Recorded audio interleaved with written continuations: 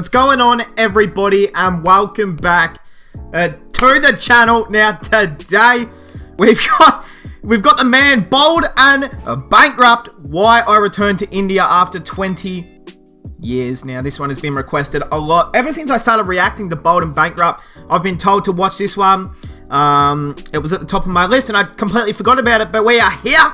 We are finally gonna watch it. So hey, if you guys are new, subscribe. I was moving to my mic, by the way. Let's check it. Wait, I didn't click. Let's check it out. Good morning. Good morning. It's 7 a.m. in Ladakh. I'll let this lady pass before I continue. Where? Jule. Hi. Is she playing a game? What is that? As I was saying, it's 7 a.m. in Ladakh. It's a bright, cold morning in the Himalayas.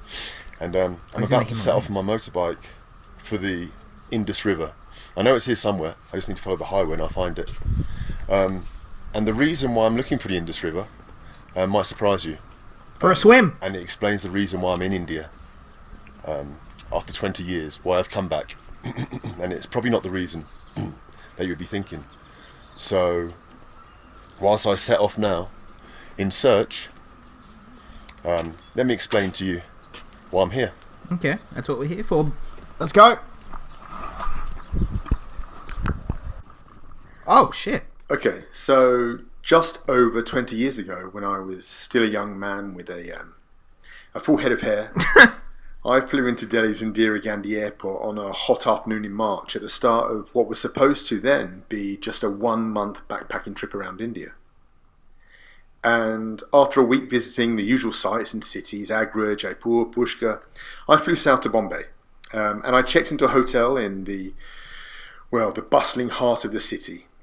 Anyway, the morning after my arrival in Bombay, I woke up in my hotel room with what was in fact a raging fever. I was in a terrible condition, didn't know where I was. A doctor was called and medicine was prescribed for what he said was, what he thought was probably malaria or maybe dengue fever. He actually wasn't sure. But damn, that's critical. The next few days, the fever continued to slowly get worse, and I was alone in the city, and I don't know, I was a little bit scared, to be honest with you.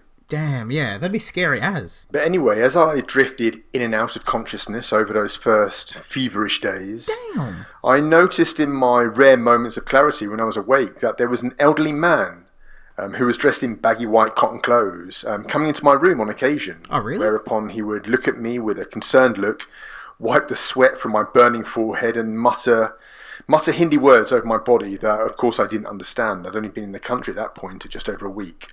But I instinctively knew that they were some kind of prayer. Anyway, to my relief, eventually the fever started to subside. Whether that was due to the medicine or the prayers that the man was muttering, I didn't really know or really care. I was just so happy to have survived, really. And I slowly regained enough strength to sit up and talk to the old man, who kept visiting my room and bringing me fruit and water. And he turned out to be the hotel's owner. Really? And was a devotee of the Hindu god Shiva.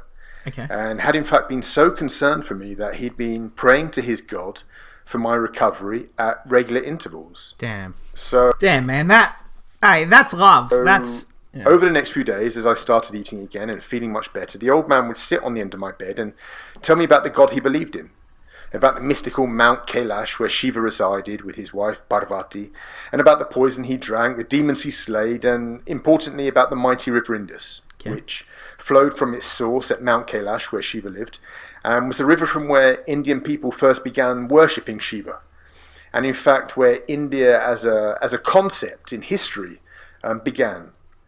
And I sat there taking it all in and was absolutely fascinated by the story that the man told me. Anyway, on my last day in the hotel, the old man came to my room clutching a small paper bag from the market, and he handed it to me. And when I opened it, inside there was a small metal frame containing a picture of Lord Shiva, his god, who was sitting on a tiger skin blanket wearing just a loincloth with a cobra wrapped around his neck, which is, of course, an image that every Indian will know well. And he said to me, whenever you have problems on your trip through India, just say these words. And he said the words, Om Namah Shivaya. And he promised me that everything would be okay and I'd be looked after by Shiva on my trip around India. And so I took the picture with great thanks and I left the hotel. Okay, let's break off from the story for just a minute so I can show you this epic place that I found on my search for the Indus. I've just accidentally discovered this pretty awesome place, which is just... Yeah, I was wondering where he is. Is people living in here? Or are these... What's going on? the bottom of a mountain range, just stupa after stupa after stupa. It's stupid. You're not going to break into people's Look at houses. them, hundreds of them, just everywhere. Ancient ones. Everywhere you look. And up, I don't know if you can see it, but up on top of there you can see the old fort on top of the mountain. Wow, this place is incredible. Yeah. The problem is, I've just got the bike stuck in the sand because Oh boy. this is what I'm driving through. Ooh. And I've come off road in search of the river, and well, I've got to try and find a way out onto harder ground. Now I see over here a bit of a drop. Let's have ourselves a little look.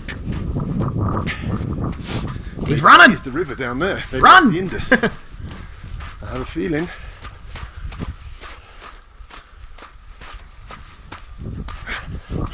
I have a good feeling. Have we made it? Is it the river? Oh. No. No.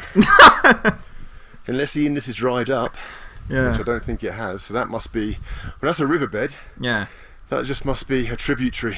And That when the snows melt up in the high peaks of Tibet, it flows down here. Okay, let's continue looking. But wow, amazing place, really. yeah, I know. Okay, let's continue. So I left the hotel and continued my journey around India. And what was supposed to be a 1-month journey actually turned into 4 years. I fell in love with India completely and ended up opening my own hotel in the country. Oh, really? Which is a story I'll go into another time. But the picture of Shiva I didn't know that. was always with me, always looking over me, always protecting me in times of trouble in India. And there was a lot of times of trouble and hardship in India, I must say. Times of great struggle, but Shiva, or the picture of Shiva, was always with me. Okay. And I'd always whisper the prayer the old man had told me. Anyway, eventually I left India and returned home to my life in England. And all the while the picture of Shiva was by my side, watching over me. He was there when I got married, and he was there when I got divorced. He was there when I faced bankruptcy and financial ruin. Through the good times and the bad times, he was there, and what I believe was keeping an eye on me, making sure that no matter how bad things got in life, as long as I repeated the words Om Namah Shivaya, things would slowly turn around and improve, and they always did, as the man had promised me. Okay, well, searching for the River Indus was taking longer than I expected, so let's stop for a little food break.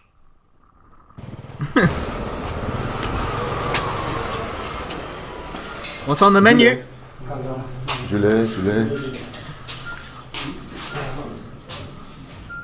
What's he eating? क्या आपके पास?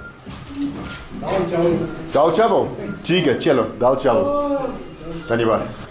I've just stopped off on the way to the Indus Not bad. for a plate of dal chawal. Dal chawal is the Check out the guy in the background. classic dish that you'll be He's eating like, hey, what's going on? in India, all across the country when you travel. Costs about 20 cents for a plate this much. 20 cents? Julie? 20 cents for all of that rice. And for all... Bro, I'm telling you right now, in Australia, that is costing you at least $5+. Shit. Like, I'm not even kidding. Some small town, I don't know where I am. No tourists out in this bar, just local people. Very friendly. All looking at me like I'm weird.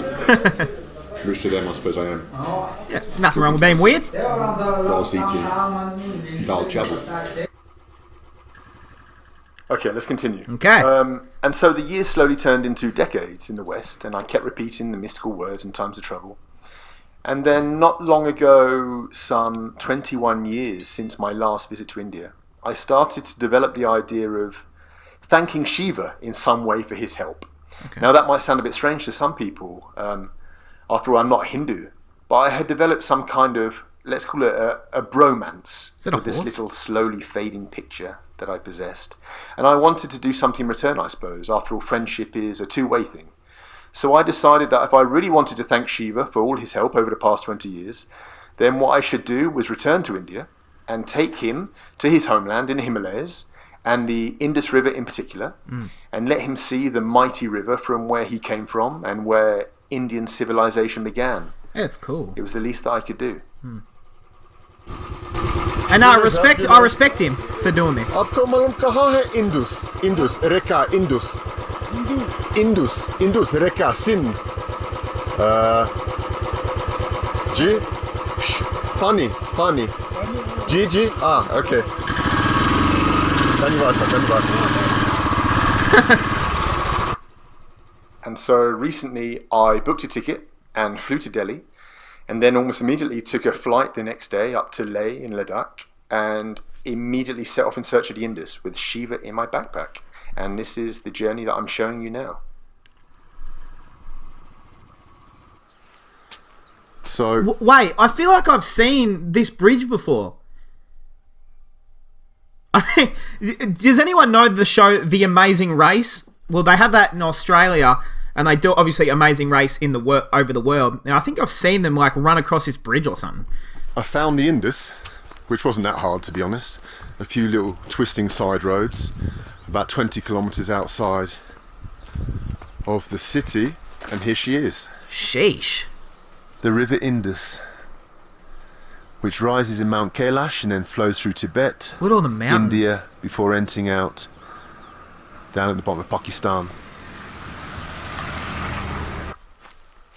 Damn, he's going off-road.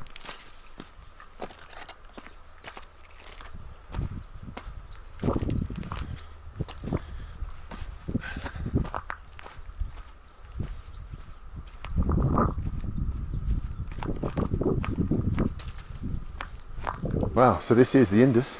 Some people there. It's cool.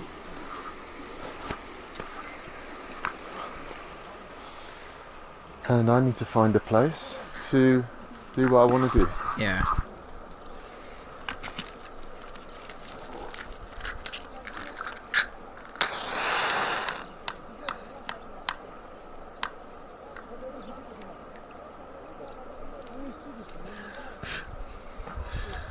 Om Namah Shivaya. Dhanyavad sahab, dhanyavad.